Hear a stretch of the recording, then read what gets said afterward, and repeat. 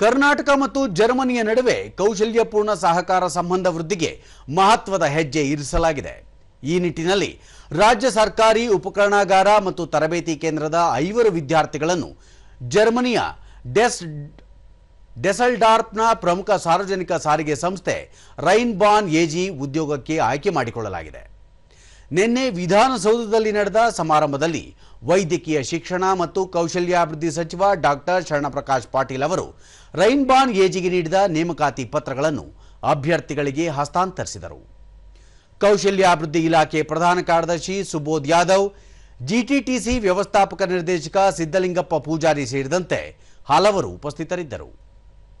ಈ ಸಂದರ್ಭದಲ್ಲಿ ಸಚಿವರು ರಾಜ್ಯದ ಯುವ ಪೀಳಿಗೆ ವಿಶ್ವದ ಅತ್ಯುತ್ತಮರೊಂದಿಗೆ ಸ್ಪರ್ಧಿಸುವ ಪ್ರತಿಭೆ ಮತ್ತು ಶಿಸ್ತನ್ನು ಹೊಂದಿದ್ದಾರೆ.